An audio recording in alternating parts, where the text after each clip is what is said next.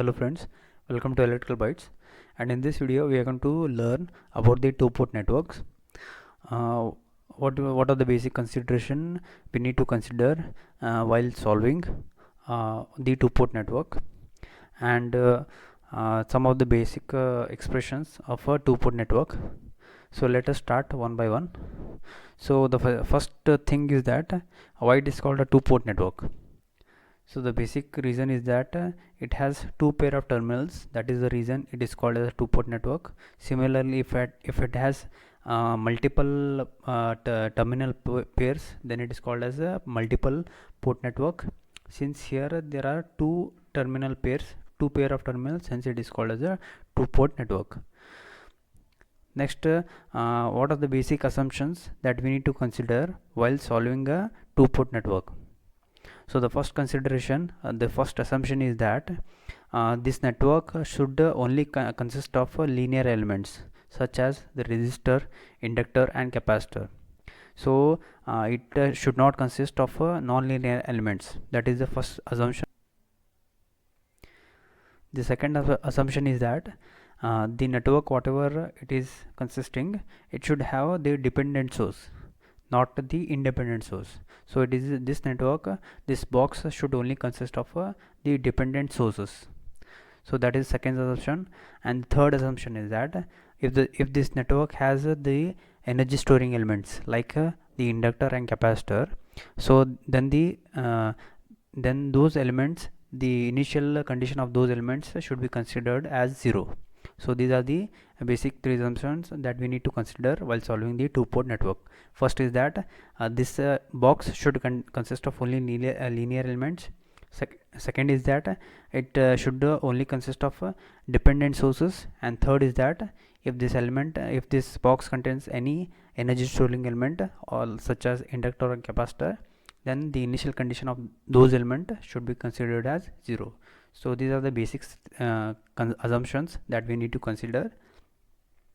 Next, let us see how the two-port network can be represented in different forms, like different matrix forms. So the first we have is the Z parameters. So basically we have four different kind of representation of a two-port network in matrix form. The first is that the Z parameter, which is also called as impedance parameter.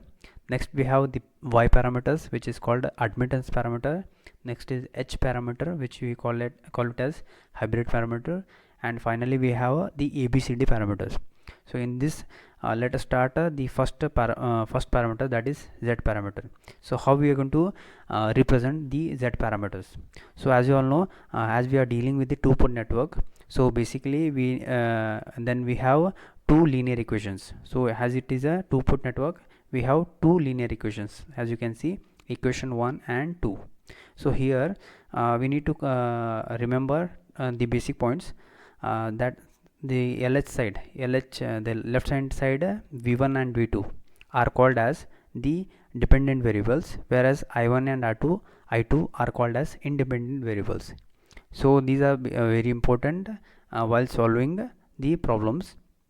The left hand side are called as the dependent variables, whereas the right hand side, that is I1 and I2, are called as independent variables. So how we are going to represent this in terms of matrix? As you can see here, this is the matrix form of the Z parameter. Next, in order to find the impedance element or the impedance matrix, assign the independent variables to 0. So here the independent variables are I1 and I2.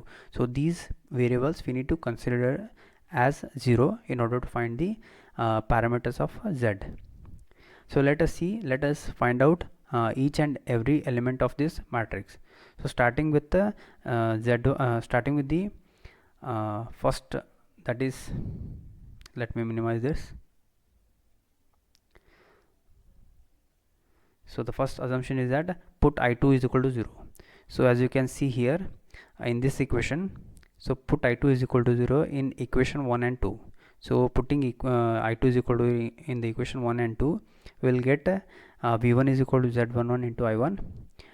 With this we get the Z11 Z11 is equal to V1 by I1. So what is this Z11? This is nothing but the open circuit driving point impedance. So please remember the definition of the what this each element, every element are called. Next is that putting I2 is equal to 0 in equation 2, that is this equation. It is putting the equation, we get V2 is equal to Z21 into I1. With this we get Z12. What is this Z12?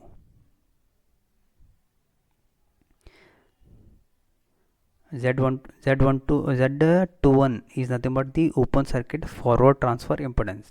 So please remember, Z11 is the open circuit driving point impedance, input impedance, whereas Z21 is the open circuit forward transfer impedance. Next, similarly, so put I1 is equal to 0 in the equations 1 and 2. So putting I1 is equal to 0, what do we get? So as you can see here, equation 1 we get as V1 is equal to Z12 into I2, wherein we get the equation for Z12 is equal to V1 by I2. So this Z12 is called as open circuit reverse transfer impedance. Similarly, putting I1 is equal to 0 in equation 2.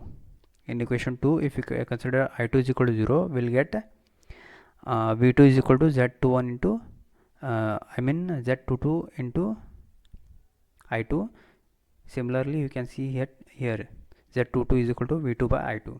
What is this Z22? It is nothing but the open circuit driving point output impedance. Z11 is the open circuit driving point input impedance, whereas Z22 is the open circuit driving point output impedance. So please remember these definitions, the notations of the Z matrix. So this was a bite about the two-port network. So hope you find something with this content. So if you like the content, please do like, share and comment. So if you have any doubt, you can ask in the comment section, and in the upcoming videos we are going to solve problems on the two-port network also. We are going to deal with all the parameters like Z parameter, Y parameter, H parameter or ABCD parameter. So stay with us for the latest notification.